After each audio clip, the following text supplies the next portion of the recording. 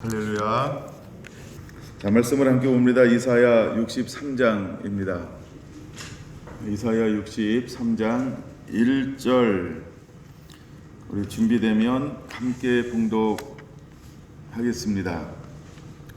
에돔에서 오는 이 누구며 붉은 옷을 입고 보라스에서 오는 이 누구냐?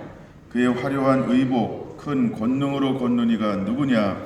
그는 나이니 공의를 말하는 이요 구원하는 능력을 가진 이니라. 아멘. 이사야 23번째 시간입니다. 땅끝까지 회복될 시온의 영광. 땅끝까지 회복될 시온의 영광 두 번째입니다.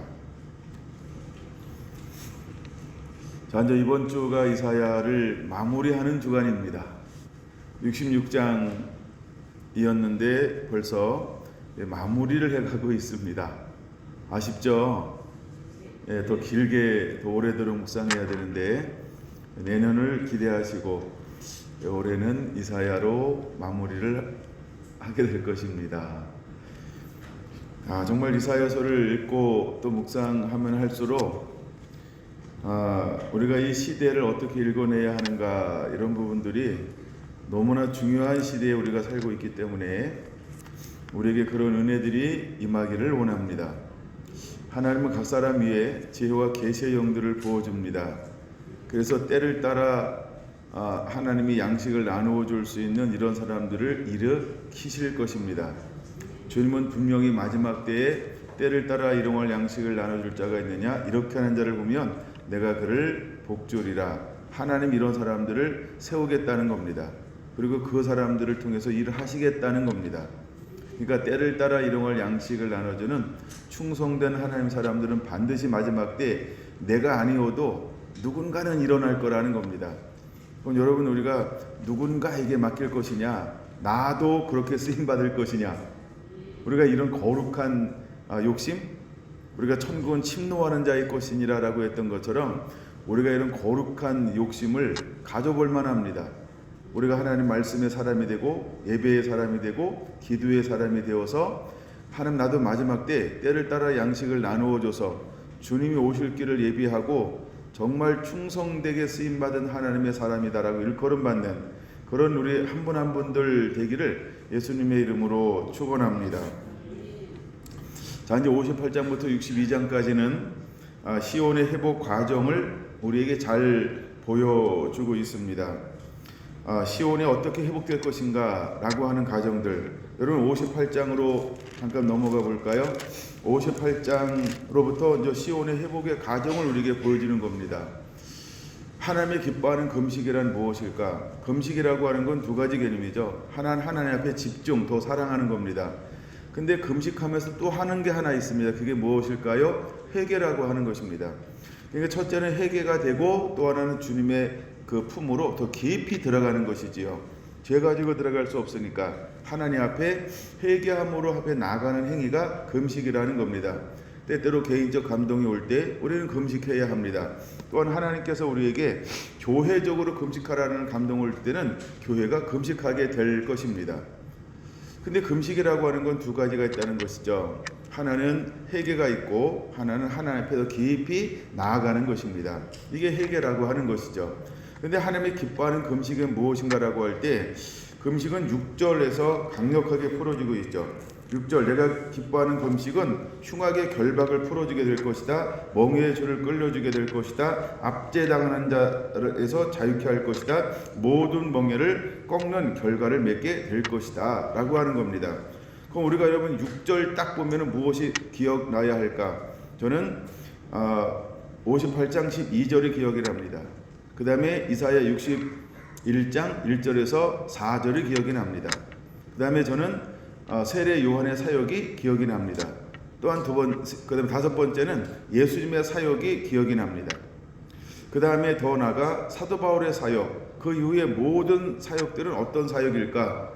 그 다음에 마지막 때에 두 증인이 일어난다. 그럼 두 증인이 일어나서 어떤 사역을 할까요? 바로 6절 사역을 하는 것입니다. 흉악의 결박을 끌어주는 것입니다. 그들을 모든 압제에서 자유케 하는 것입니다. 모든 멍에를 끌어주는 역할을 하는 것이죠. 그럼 주오심을 예배할 때 이 사람의 특징이 무엇일까? 6절이라고 하는 겁니다. 그러므로 6절은 매우 중요한 것입니다. 여러분들은 6절을 사모해야 합니다. 주여 나도 6절에 사람으로 사용하여 주시옵소서. 그렇게 앙망하고 붙잡을 가치가 충분히 있는 것입니다. 우리가 대부분과 대출수가 일어납니다. 도시가 바뀌고 지역이 바뀝니다. 마을이 바뀝니다. 어떤 사람을 통하여 어떤 일이 벌어져야 그런 부흥이, 변화가, 개혁이 일어날 수 있을까요? 6절이 일어나야 하는 것입니다. 우리가 하나님의 말씀과 성령에 나타난 능력으로 나아가 복음을 증거함을 통하여 흉악의 결박을 풀어주는 역사가 일어나야 합니다. 멍에의 줄을 끌어주는 역사가 일어나야 합니다. 압제당하는 자를 자유케 하는 역사가 일어나야 하는 것입니다. 이게 복음의 능력인 것입니다. 그러므로 6절은 마지막 때 우리 모두가 다 소유해야 할 하늘의 능력이라는 것이죠. 예수님이 땅 가운데 오셔서 어떤 사역을 했을까? 6절 사역을 하신 겁니다. 흉악의 결박을 풀어주었습니다. 멍에의 줄을 끌려주는 사역을 했습니다. 압제당하는 자를 자유케 했다라고 하는 것입니다. 사단이 와서 자유의지를 잘못 사용하게 우리를 속였습니다. 그럼 마지막 때 하나님의 사람들이 와서 자유의지를 하나님이 기뻐하는 말씀 앞에 서서 선한 의도대로 회복되어지는 사역을 풀어놓는 것입니다. 그래서 모든 멍에를 끊어내는 것이 아니냐. 그래서 이제 자유의지를 하나님이 기뻐하시는 선한 의도로 쓰고 사용하도록 회복하는 사역이 반드시 일어나야 하는 것입니다. 할렐루야. 그래서 58장 6절은 굉장히 중요하다. 근데 이제 이런 일들이 일어날 것인데 결국 하나님은 우리에게 무엇을 가지고 있냐 하면 12절 오래 항폐한 것들을 다시 세울 거라고 하는 것입니다. 그 다음에 무너졌던 기초를 다시 한번 하나님은 쌓게 될 것이라고 하는 것입니다. 여러분, 하나님께서는 일찍이 이스라엘을 선민으로 택하였습니다. 그리고 이스라엘을 통하여 거룩한 백성이 되게 하고 구별된 삶을 살게 해서 이방 나라의 예배를 선도하고 하나님의 이 땅 가운데 통치하고 다스리고 지배하심을 이스라엘을 통하여 보여주기를 원하였습니다. 그래서 이스라엘은 하나님의 영광이어야 했습니다. 근데 이스라엘은 자기의 본분, 자기가 부름받은 사명을 잃어버리고 늘 사단의 유혹에 넘어가고 말았습니다. 여러분, 마지막 때 우리 이기는 자이어야 하는 것입니다. 하나님은 이스라엘이 무너지지 않는 나라가 되기를 원하였습니다. 그러나 사탄의 괴계는 너무나 셌습니다. 언제나 이스라엘은 무너지고 또 퇴폐해졌습니다. 그래서 이스라엘이 항폐됐다는 것입니다. 근데 하나님은 어떤 계획을 가지고 있을까? 이제 다시 오래 항폐한 것들을 내가 다시 세울 거다라고 하는 겁니다. 여러분, 이사야 선서 우리가 보여주는 것 중에 하나가 뭐냐면 땅의 회복입니다. 또 하나는 사람의 회복인 것입니다. 하나님은 사람을 회복할 것입니다. 그 다음에 땅을 회복할 것입니다. 오래 항폐한 것들이라고 말하는 것은 땅의 회복을 말합니다. 그 다음에 역대에 무너진 파괴된 기초를 쌓으리라고 할 때 이것은 무엇을 말하는 것일까? 마음을 세우겠다는 겁니다. 하나님과의 길. 그래서 이것을 두 번째 이렇게 말하죠. 길을 수축하여 거할 곳이 되게 하는 자라라고 말입니다. 그래서 예수님은 빛 가운데 이 땅에 오시는 겁니다. 길이요 진리요 생명으로 오셨습니다. 나를 믿는 자는 멸망하지 않고 영원한 구원을 생명을 얻으리라 말씀하고 있는 겁니다. 여러분, 수많은 사람들의 생명 대신 예수님께로 돌아와야 하는 것입니다. 하나님이 위대한 계획을 끊임없이 진행하고 계신 것입니다. 반드시 주님은 모든 영혼의 구원받기 위해서 마지막 때 수많은 하나님의 순종하는 사람들을 일으켜서 무너진 데를 보수하고 또 다시 무너졌던 길을 수축하여 거할 곳이 되게 만드는 하나님의 사람들을 일으키게 될 것입니다. 여러분, 요한계시록은 예수님은 오셔서 참된 증인, 충성된 증인으로 삶을 살아내셨습니다. 사도 요한에게 보여주면서 또다시 우리에게 무엇을 하라고 말씀하고 있나요? 여러분, 하나님은 7, 8번에 걸쳐서 증인이 될 것이라고 말하고 있습니다. 보고 들은 자는 나 요한이니 이 모든 것에 대해서 요한은 강력하게 증거하고 있습니다. 여러분, 이것은 누가 들으라고 하는 것일까요? 마지막 세대의 하나님의 사람들이 들으라고 하는 것입니다. 우리가 요한계시록 10장에서 다시 한번 말씀을 먹을 것입니다. 그럼 모든 나라와 민족과 방언과 백성에게 다시 예언해야 하는 것입니다. 두 증인이 하는 가장 중요한 직임은 무엇일까요? 1260일 동안 이것을 예언하는 것입니다. 그래서 다시 오실 길을 예비하는 것입니다. 땅을 회복하는 것입니다. 심령을 회복하는 것입니다. 깨어있는 사람들을 회복하는 것입니다. 싹이 났는가 순이 났는가 꽃이 피었는가 이 사람들을 회복하는 것입니다. 다시 하나님의 놀라운 계획을 가지고 있다라고 하는 것이지요. 그 다음에 12절을 이루기 위해서 이미 우리는 나눴습니다. 7절에서 1단계, 그 다음에 9절에서 2단계의 삶을 살아내야 한다라고 말입니다. 여러분, 이것은 우리에게 굉장히 중요한 것입니다. 이것을 우리가 통과하지 않고 이것을 겸비하지 않으면 3단계를 이룰 수 없습니다. 즉 1단계가 삶이 되어야 합니다. 2단계가 삶이 되고 나의 인격이 되어야 합니다. 내가 드러나는 것이 아니라 나와 함께 하시고 날 사랑하시고 구원하신 예수 그리스도 그분을 드러내는 자가 되었을 때 12절을 이룰 수 있는 것입니다. 근데 5장 18절 58장 13절 우리에게 무엇을 보여주고 있나요? 자, 이제 오래 항폐한 것들을 다시 세울 사람들에게 주님은 우리에게 무엇을 말씀하고 있습니까? 주의를 성수하라고 말하고 있는 것입니다. 안식일을 거룩히 지키라고 말하고 있는 것입니다. 사단은 끊임없이 모든 세대에 걸쳐서 주의를 파괴하고 있는 것입니다. 주의를 파괴하고 있습니다. 안식일을 파괴하고 있습니다. 안식일을 파괴하고 있습니다. 여러분, 우리는 주의를 하나님의 기뻐하는 방식으로 지키는 자가 반드시 되어야 하는 것입니다. 여러분, 이제 우리는 무엇을 하지 않는 자가 되어야 할까라고 할 때, 여러분, 첫 번째, 내 발을 금하여 하나님을 거룩함으로, 우리의 발을 하나님의 거룩함으로 옮기라고 하는 것입니다. 발걸음을 옮긴다라고 하는 것은 무엇일까요? 삶을 말하는 것입니다. 우리의 삶을 하며 기뻐하시는 이 거룩한 날로 지켜야 하는 것입니다. 여러분, 우리가 주일날 오전 한 번만 드리는 것이 아니고, 우리가 이제 주일 예배다 그러면은 우리에게는 주일 오전 오후를 말합니다. 그리고 이날 전체를 우리가 어떤 삶을 살아야 할까요? 자기 일에 하기를 바쁘는 것이 아니고, 가끔 우리가 여러분 주일을 남용하고 세상의 이끌림을 받는 것을 그냥 유용한다고 해서 끊임없이 그 삶을 사는 것이 아니고, 그럼에도 불구하고 여러분 스스로 믿음에 장성하여서 주일을 거룩한 날로, 하나님만을 위한 날로 발걸음을 옮기는 자, 이제 그 결단과 각오가 여러분들에게 일어나야 할 줄로 믿습니다. 두 번째, 우리가 어떻게 지켜야 할까? 자신의 즐거움, 좋아하는 일, 쾌락, 나의 기쁨을 완전히 주일날은 하지 않는 것입니다. 여러분, 주일은 나를 기쁘게 하는 날이 아닙니다. 나를 위해서 일하는 날은 6날이나 주었습니다. 나를 위해서 즐기는 날은 6날이나 주었습니다. 여러분, 자신이 좋아하는 일을 위해서는 6날이나 주었습니다. 이 날은 누구를 위한 날이 온전히 되게 해야 할까? 주님만을 위한 날이 되어야 합니다. 주님이 좋아하는 것, 주님이 기뻐하는 것, 주님이 즐거워하는 것, 주님을 유쾌하게 할 수 있는 것, 우리가 이 날로 만드는 것이 주일이라고 하는 걸 우리는 기억해야 합니다. 근데 우리가 이 부분을 많이 상세해져 가고 있습니다. 다시 마지막 때 안식일이 안식일 되게 회복된 하나님의 사람들을 하나님은 일으키고 찾으실 것에 대해서 말씀하고 있는 것입니다. 세 번째, 무엇에 대해서 말씀하고 있을까요? 허탄하고 경건하지 않은 말을 하지 말라는 것입니다. 여러분, 주일날은 최대한 누구를 향해서 오직 하나님 한 분만을 청축하고 예배하고 감사하며 영광을 돌리는 그런 우리의 한 날을 경건하게 하나님 앞에 집중하여 보내는 거룩한 날로 구분해야 하는 것입니다.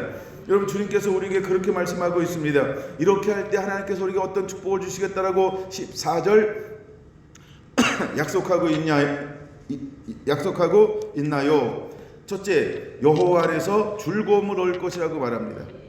여러분, 하나님은 우리에게 이 13절 세 가지를 지키면 하나님 우리에게 첫 번째, 여호와 안에서 즐거움을 하나님이 우리에게 주시겠다라고 약속해 주고 있다는 것입니다. 두 번째, 종기, 이기는 자의 삶을 누리게 할 것이다라고 약속해 주고 있다는 겁니다. 너를 땅의 높은 곳으로 올리겠다라고 말합니다. 세 번째, 내 조상 야곱의 기업을 기르리라 라고 말할, 이게 무슨 말일까요? 적과 꿀이르는 이 놀라운 땅을 너에게 줄 것이다. 내가 너를 옥토로 만들 것이다. 그러므로 너는 너의 수고로 먹고 사는 것이 아니고 내가 나의 안식일을 지키고 내 말에 순종했으니 내가 너를 6일 동안 옥토를 주어서 내가 너를 돌볼 것이다. 내가 너를 풍성하게 할 것이다. 내가 너를 넉넉하게 할 것이다. 내가 너를 부유하게 부유하고 풍성하게 만들 것이다. 아무 부족함이 없게 만들 것이다. 내게 이른 비와 늦은 비를 부어서 내가 마음껏 나를 나되게 만드는, 거룩하게 만드는, 나를 성축하는 성민이 되게 만들 것이다. 거룩한 백성이 되게 만들 것이다 라고 하나님이 약속해 주고 있는 것입니다. 근데 우리는 이 생각을 많이 하지 않습니다. 많은 사람들이 주의를 익히면서도 여전히 우리가 내 힘과 내 희망으로, 내 기호로, 내가 원하는 것으로, 내가 하고 싶은 것으로, 내 가치로 스스로 무엇인가를 끊임없이 쟁취하려고 그렇게 하고 있다라고 하는 겁니다. 왜 그럴까요? 여전히 내가 주인이 됐기 때문에 그렇습니다. 내 마음의 주인은 예수님이어야 합니다. 내 마음의 주인은 여호와 하나님 한 분뿐이어야 하는 것입니다. 근데 많은 사람들은 예배를 드리면서도 여전히 주인은 내가 되어져 있다라고 하는 것입니다.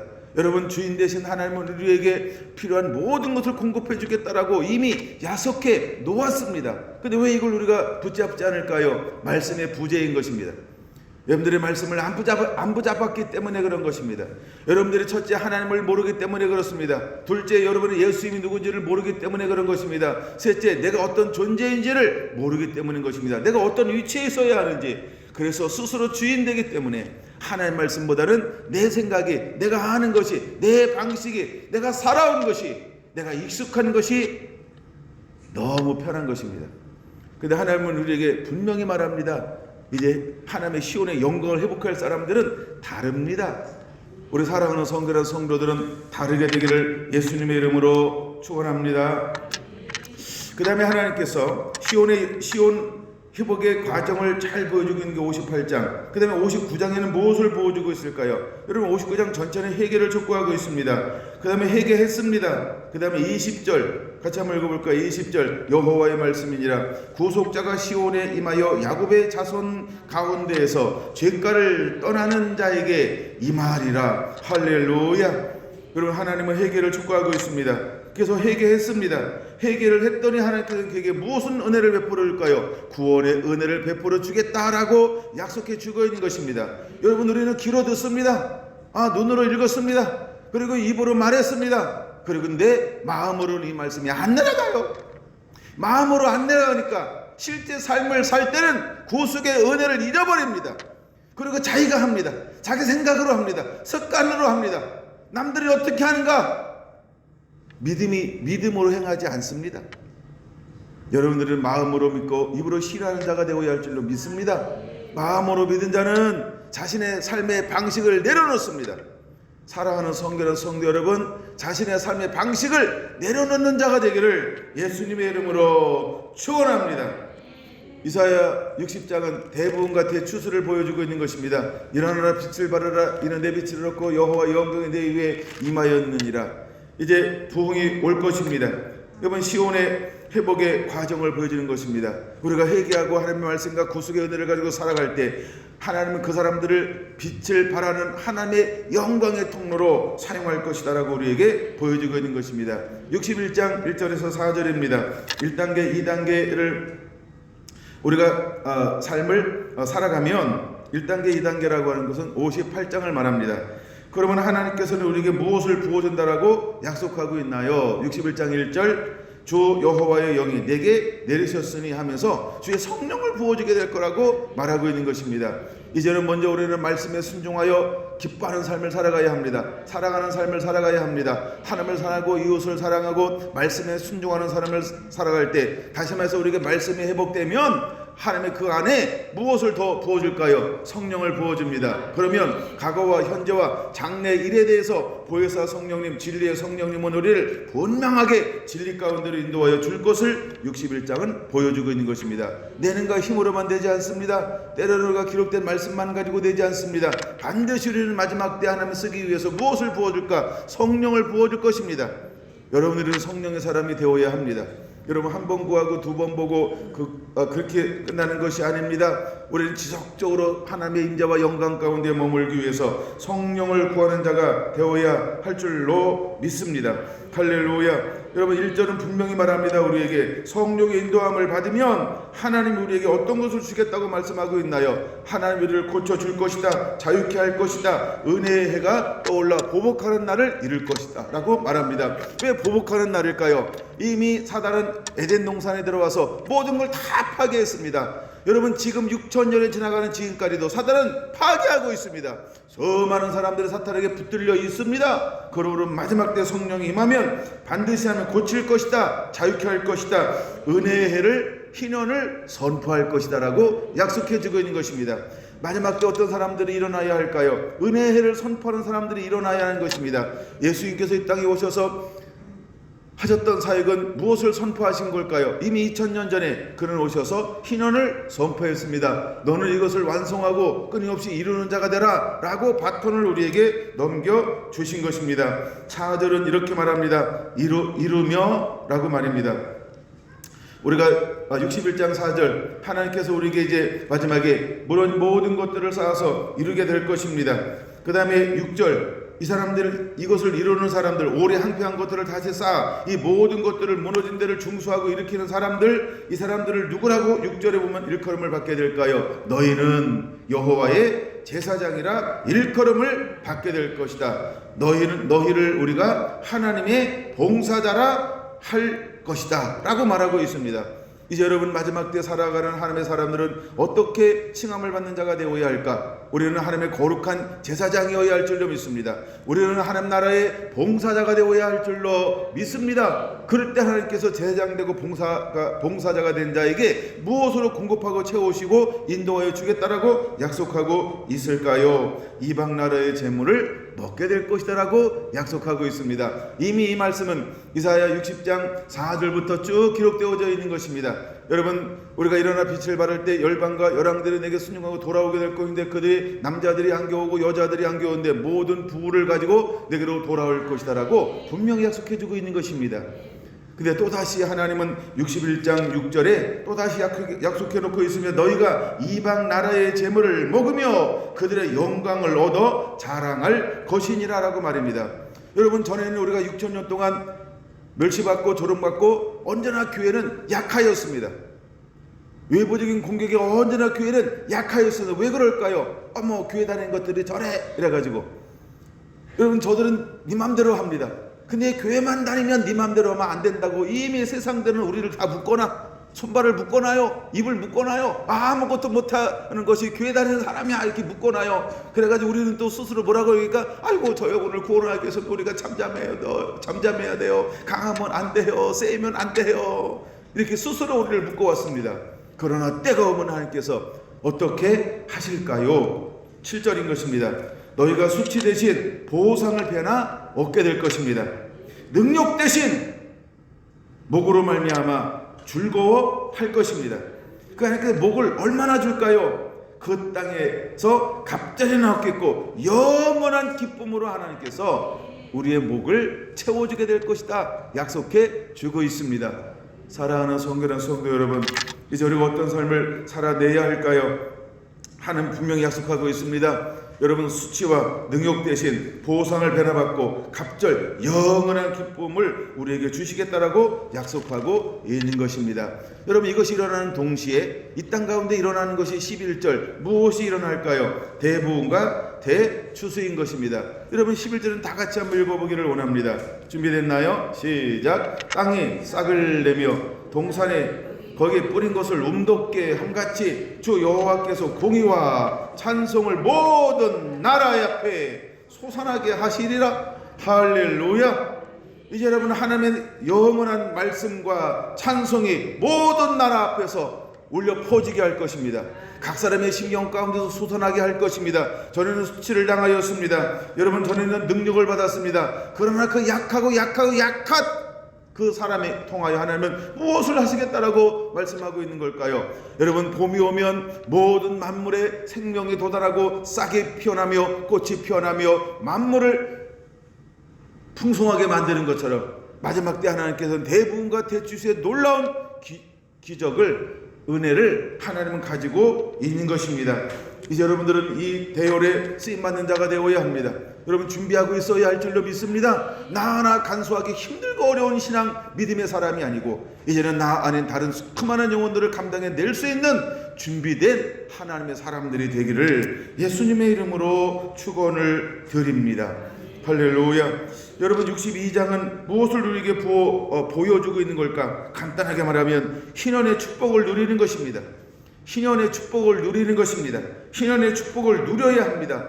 그래서 예루살렘부터 땅끝까지 11절 여호와께서 땅끝까지 선포하시되 라고 말하고 있습니다. 여러분 이제 우리는 땅끝까지 나가 복음을 증거하는 자가 되어야 합니다. 1절과 6절 어디로부터 시작됩니까? 예루살렘의 구원의 햇불같이 나타납니다. 6절 예루살렘이여 내가 너의 성벽에 파수꾼을 세우고라고 한 것처럼 우리는 예루살렘부터 어디까지? 땅끝까지 신년의 축복을 선포하고 누리며 가는 것들마다 이것을 풀어놓는 자로 일어나게 될 것입니다. 이것이 저와 여러분을 향한 놀라운 하나님의 계획인 것입니다. 그러므로 우리는 깨어 있어야 합니다. 이 말씀에 붙들려 있어야 합니다.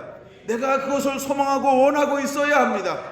하나님의 뜻이 하늘에서 이루어진 것처럼 여호와여 나를 통하여 이를 이루시옵소서라고 하는 하나님이 기뻐하시는 거룩한 소원을 갖고 행하기를 원하시는 하나님 앞에 우리는 하나님이 원하시는 소원을 품어야 합니다. 내가 그것을 소원을 품지 아니하면 하나님 나를 쓸 수가 없다는 것입니다. 그러므로 우리는 소원을 품어야 합니다. 그 소원을 품어야 합니다. 하나님은 우리를 이렇게 마지막 때 이 땅 가운데 신원을 풀어넣는 자로 일어나기를 원하고 있습니다. 할렐루야. 드디어 이제 오늘 말씀인 것입니다. 이제 신인이 어떻게 회복하는 과정을 보여주고 있어요. 그 다음에 이제 이것이 어떻게 실제적으로 우리 안에 이 영광이 회복될 것인가를 63장은 우리에게 보여주고 있습니다. 여러분 오늘 시간이 안 되면 다음에 또 나눌 것인데요. 그러나 한번 해보겠습니다. 여러분 63장은 우리에게 놀라운 걸 보여주죠. 오늘 내가 1절을 같이 우리 읽었습니다. 첫째 뭐라고 말합니까? 에돔에서 오는 이가 누구며 에돔에서 누군가 오고 있다는 겁니다. 근데 그가 무슨 옷을 입고 있어요? 붉은 옷을 입고 있습니다. 아니 에돔이 붉다라는 뜻이에요. 기억나시나요? 에돔은 붉다 이런 뜻입니다. 근데 에돔에서 나오는데 붉은 옷을 입고 나와요. 음에나 하여간 기억하시고, 두 번째 보스라에서 오는 이가 누구냐? 그의 화려한 의복 큰 능력으로 걷는 이가 누구냐? 아니 보스라는 에돔의 수도를 말합니다. 보스라는 에돔의 수도입니다. 근데 수도 가장 중심지 가장 번화한 그 도시에서 오는 자는 무엇을 입고 올까요? 한 사람은 에돔 전체에서 오는 사람은 붉은 옷을 입었어. 근데 수도에서 나오는 그 용사는 무엇을 입었을까요? 화려한 의복을 입고 큰 능력으로 올라오고 있다라고 하는 것입니다. 이것이 마지막 때 여러분이어야 할 줄로 믿습니다. 이기는 자를 말합니다. 똑같은 말입니다. 승리하는 자를 말합니다. 똑같은 말입니다. 정복한 자를 말하는 것입니다. 똑같은 말입니다. 추수한 마지막 때 쓰실 하나님의 사람을 예표하고 있는 것입니다. 여러분 이거는 메시아인 것입니다. 또한 이것은 복음 전도자인 것입니다. 마지막 때는 더 증인 같은 사람인 것입니다. 그는 이기는 자입니다. 그는 정복한 자입니다. 그는 그 모든 잃어버린 영혼들을 다시 회수해 오는 것입니다. 찾아서 주인께로 옮겨 놓는 것입니다. 두 가지가 있습니다. 하나는 그들을 심판하는 것입니다. 또 하나는 그들 속에 남아있는 것들을 하나님께서 추수해 내는 것을 의미하고 있는 것입니다. 이게 문맥 전체로 보면 그렇게 충분히 보는 것입니다. 그러므로 여러분은 한 용사이어야 할 줄로 믿습니다. 여러분 한 용사는 누구일까요? 여호와의 종인 것입니다. 하나님이 이런 사람들을 찾습니다. 근데 그가 무엇을 가지고 그 에돔 땅에 들어갔을까요? 그는 무엇을 가지고 열방 가운데 들어갔을까요? 그는 무엇을 가지고 잃어버린 세계로 들어갔을까요? 첫째 뭐라고 말하고 있습니까? 공의를 말하는 자요. 그는 공의를 가지고 있습니다. 그는 하나님의 말씀을 가지고 있는 거예요. 그는 하나님의 아름다움을 가지고 있는 거예요. 그는 살았고 운동력 있고 역사하는 혼과 영과 및 골수를 찔러 쪼개기까지 하는 예리한 성령의 검 하나님의 말씀을 가지고 에돔으로 들어갔다는 것입니다. 두 번째 그는 무엇을 가지고 있습니까? 구원하는 능력을 가지고 나오고 있다는 것입니다. 여러분 마지막 때 우리가 무엇으로 겸비한 자가 되어야 할까? 위로부터 성령이 임하시면 너희가 권능을 받고 능력을 가진 자, 성령의 인도함 받는 자, 말씀에 예리한 검을 가진 자. 할렐루야. 여러분 사도행전 6장은 분명히 말합니다. 나는 기도하는 것과 말씀 전하는 것에서 전무하리라. 무엇을 예표하는 걸까? 여러분 제자에서 사도가 되기 위해서 필요한 것이 있다고 말씀드렸어요. 첫째 부활하신 예수님 오셔서 말씀을 풀어주었어요. 두 번째 오순절날 성령이 임하였습니다. 그러므로 그들은 땅가들로 증인되라라고 말씀하고 있는 것입니다. 말씀만 가지고 되지 않았습니다. 성령의 능력이 말씀 위에 임하여야 하는 것입니다. 그럴 때 나가서 사역할 수 있는 것입니다. 근데 이 한 용사는 무엇을 겸비하고 있을까요? 여러분, 에돔이 뭘까? 오늘 다 건너뛰고 에돔을 먼저 나눌까요? 원래 에돔을 좀 맨 마지막에 나누려고 했는데 에돔을 먼저 한번 나눠보려고 합니다. 여러분, 에돔은 누구일까요? 에서입니다.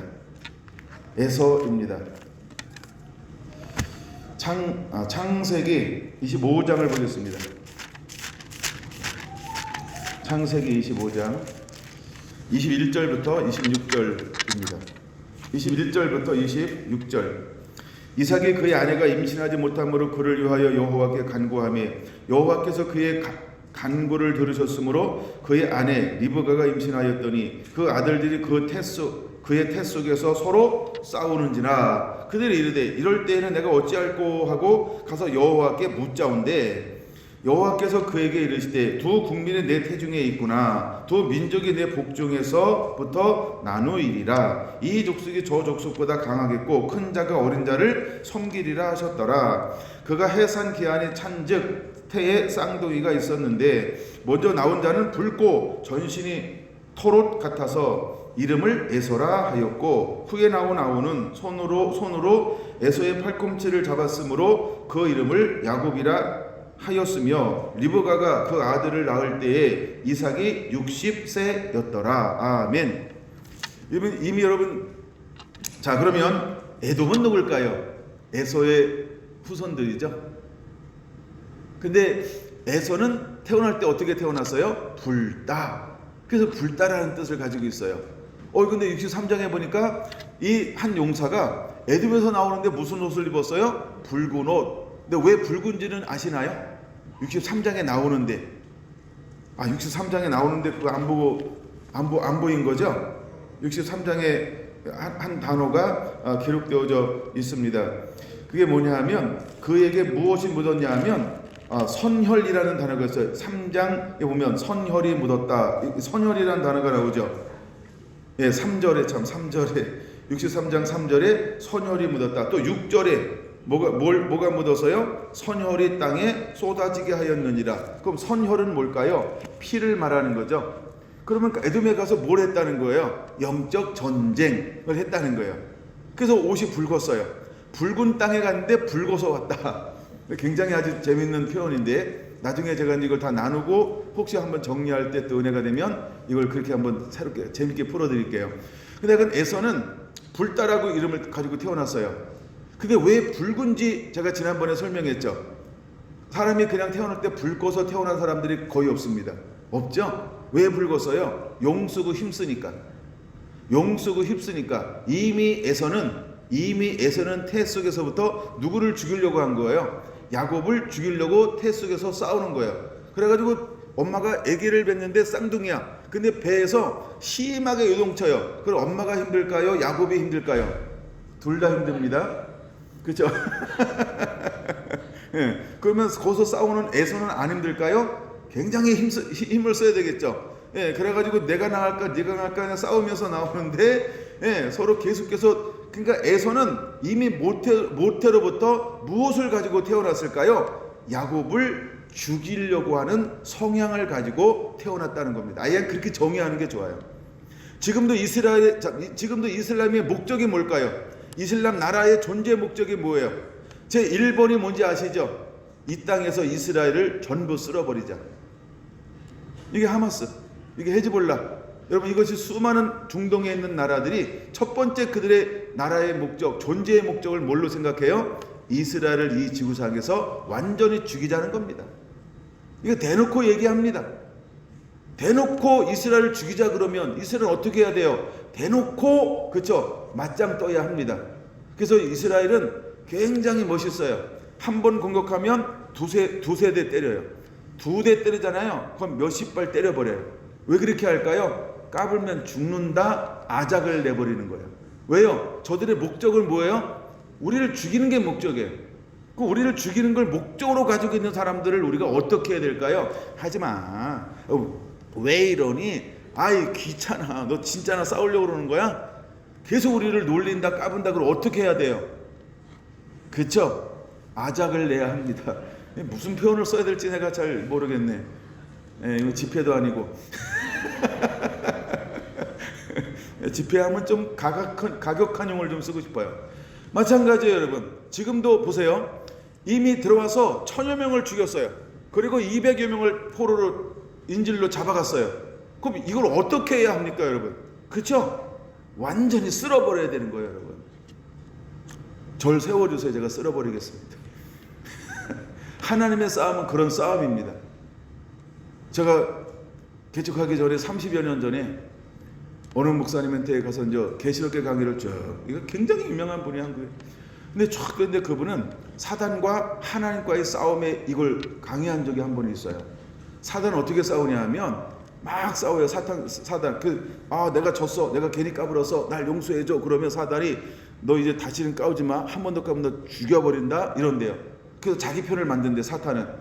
근데 하나님은 어떻게 싸우냐 하면 한 번 싸움이 딱 시작되잖아요. 그럼 내가 잘못했어, 나를 용서해줘, 이러면 야 너는 그냥 죽여버린대요. 이게 하나님의 싸움이래요. 근데 우리는 어떤 식으로 싸우나요? 잘못된 싸움을 하고 있죠. 사탄식 싸움을 많이 하잖아요. 그리고 그들은 우리는 뭘로 속여요? 야, 교회 다니면 사랑해야 되는 거 아니냐? 용서해야 되는 거 아니냐? 자비해야 되는 거 아니냐? 긍휼히 여겨야 되는 거 아니냐? 아니, 긍휼히 여길 만한 짓을 해야지. 사랑받을 만한 행동을 해야지. 용서받을 만한 뭐가 있어야 용서하는 거 아닙니까? 그렇죠? 근데 그들은 늘 악해. 늘 우리를 해코지, 늘 조롱하고, 늘 멸시하고, 늘 뺏어가고, 늘 자기는 다 하고 나는 하나만 해도 교회 다니는 것들이, 이렇게 말하는 이들을 언제까지, 그렇죠? 한번 칼을 뽑기 전까지는 용서해 줄 수 있어요. 그렇죠? 잘 들으셔야 됩니다. 칼을 뽑기 전까지 용서도 되고 자비도 되고 긍휼도 되고 다 됩니다. 그러나 한번 칼을 빼면 그때는 죽여버려야 되는 겁니다. 아시겠습니까? 여러분, 그렇게 싸우시기 바랍니다. 죄 안에는 그런 게 있어요. 한번 칼을 뽑으면 죽여야 합니다. 여러분, 칼을 뽑기 전에 조심하셔야 돼요. 하나님은 그런 분입니다. 그러니까 창세기 15장을 보세요, 여러분. 하나님이 가나안 땅의 7 족속을 그냥 죽이나요? 아닙니다. 용서할 수 없을 정도로 죄가 가득 채워졌을 때 하나님이 그들을 멸하기 위해서 누굴 보내는 거예요? 하나님의 군대, 하나님의 백성 이스라엘을 애굽에서 출애굽시켜서 그 땅으로 보내는 것입니다. 그리고 분명히 말합니다. 남기지 말아라, 몽땅 죽여라. 맞습니까? 하나님의 방법이에요. 저를 가격하다고 생각하지 마세요, 여러분. 하나님이 그렇게 하셨습니다. 저는 하나님의 마음을 담고 싶은 것 뿐입니다. 우리 서로 이야기할까요? 조심해. 여러분, 사단과 싸울 땐 그렇게 싸우는 거예요. 악한 자와 싸울 때는요, 그렇게 싸우는 거예요. 내가 끝까지 인내하고 참고 봐주고 용서하고 내가 손해보고 내가 망가지고 내가 침묵하고 내가 바보처럼 살다가도, 그쵸? 이제 도저히 안 되겠다. 물론 도저히 안 되겠다가 내 기분이 아닙니다.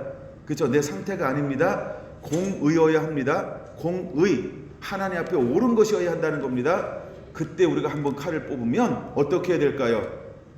없는 겁니다. 난 지금 이스라엘 싸우는 거 보세요, 여러분. 세계에서 누가 뭐라 해도 어떻게 합니까? 계속 때려 부수잖아요. 맞습니까? 이스라엘처럼 싸워야 돼요. 여러분, 이스라엘이 나쁜 거 아니에요. 이스라엘 너무 잘하는 거예요. 아버지 마음을 시원케 하는 거예요, 여러분. 보세요. 하나님의 소돔과 고모라를 하나님께서 멸망을 작정했을 때, 그쵸? 마지막 가서 보잖아요. 근데 소돔과 고모라에 사는 사람들은 그 두 천사들 뭘 하려고 했어요? 관계를, 레즈비언, 남자와 남자끼리 하는 이런 것에 대해서, 야, 내놔! 우리가 그에게 가가지고 성적 관계를 맺을 거야. 이걸 요구하는 완전 미친놈들이죠. 그쵸? 이 천사가 뭘 하러 온 건데요? 사람의 형상을 가지고 심판하러 온 것인데, 마지막 한 번 더 보러 온 건데, 근데 그들은 여지가 없어요. 그러니까 하나님께서 어떻게 심판합니까? 유황의 불로 그냥 그 땅을 완전히 불바다로 만들어버려요.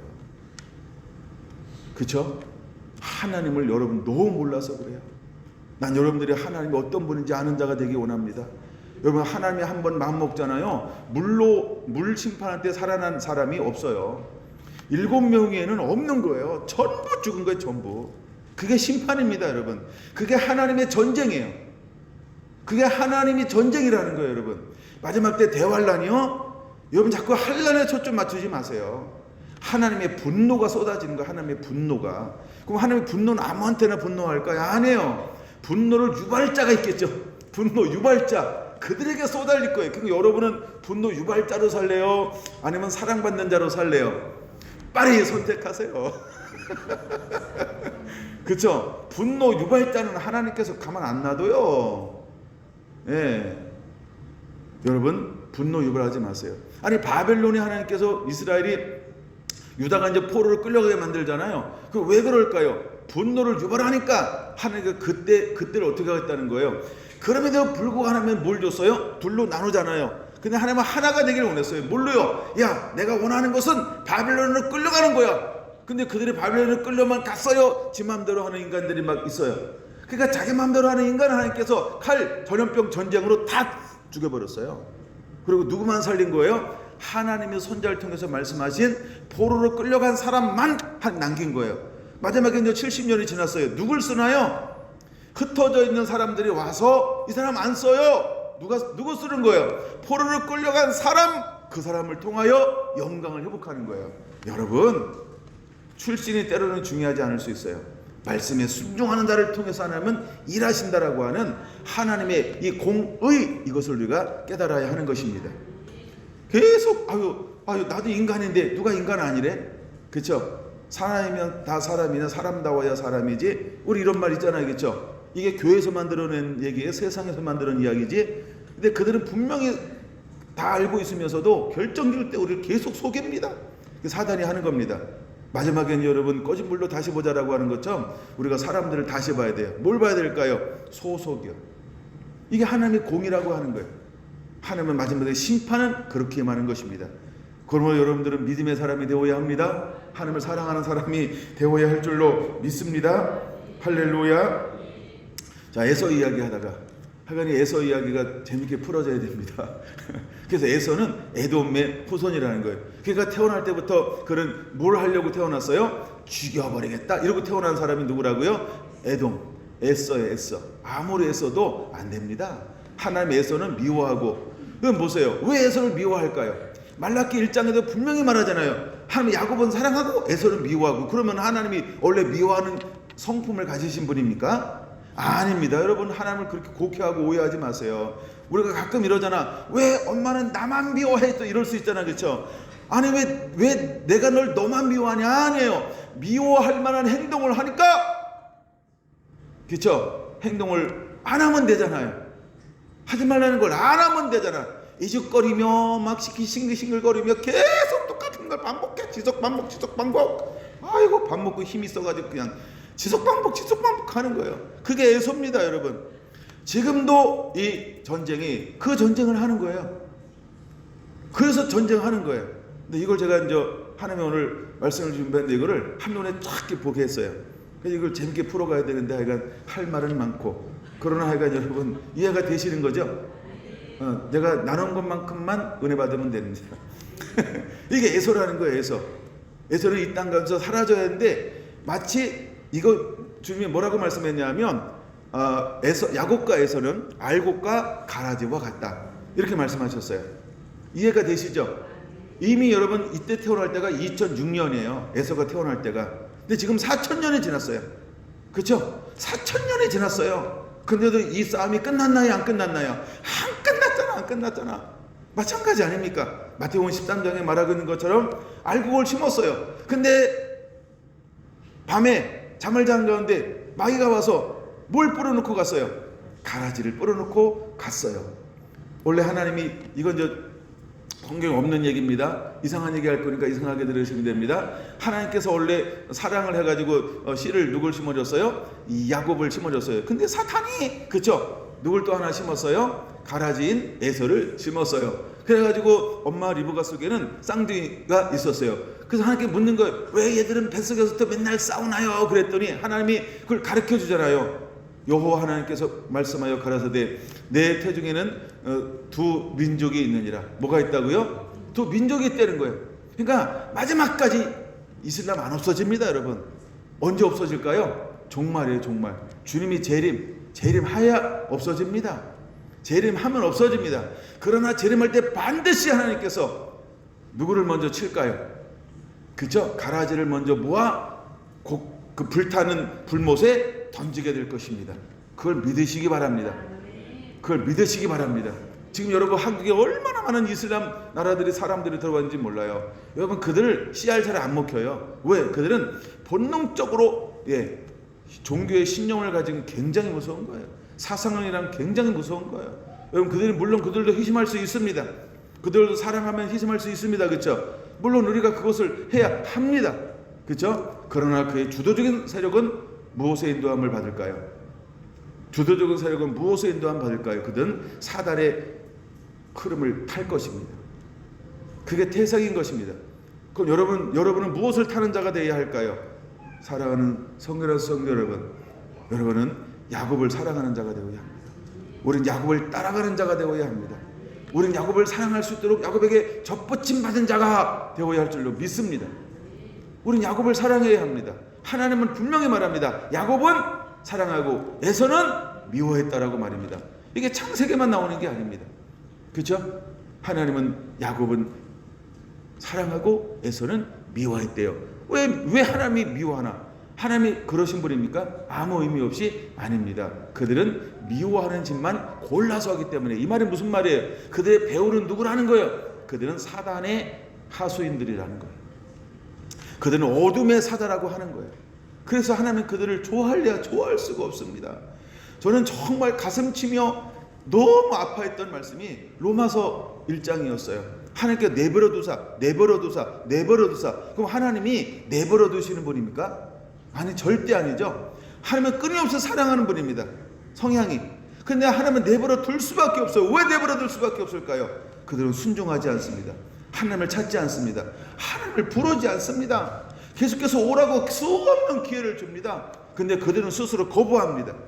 하나님의 그들을 내버려둘 수밖에 없는 거예요. 그냥 육으로 살다가 자기 정신으로 살다가 자기 취향대로 살아가도록 그냥 내버려둘 수밖에 없다. 너무나 마음이 아픈 아버지의 마음을 우리는 읽어낼 수 있어야 합니다. 오죽하면 함의 뜻이 이렇게 말합니다. 나는 아무도 멸망받는 것을 원하지 않는다라고 말씀하고 있잖아요. 그 하나님이 할 말이 없어서 그 말을 허언을 하셨을까요? 아닙니다. 하나님은 너무나 사랑하기 때문에. 베드로후서라고 하는 것은 무엇을 말하냐 하면 마지막 종말장이라고 말하고 있습니다.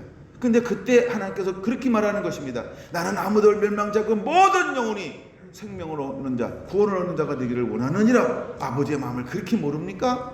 그게 아버지 마음이라는 거예요. 하나님은 여러분 생각하는 이상 전부를 다 동원하여 여러분 모두를 사랑합니다. 제발 마지막 때 이 핑계 저 핑계들 생각하지 마세요. 지금 제대로 믿어야 합니다. 전적으로 사랑해야 합니다. 거지 같은 나의 자존심, 나의 이런 거, 거지 같은 마땅히 벗어버려야 될 나라고 하는 자아 때문에 하나님을 약하게 만들지 않게 되기를 바랍니다. 우리는 끊임없이 이것이 걸림돌이 돼요. 여러분, 나를 안 죽이면 사단 앞에 늘 끌려가게 되어져 있습니다. 그걸 내려놓는 자가 되기를 예수님의 이름으로 축원을 드립니다. 아멘.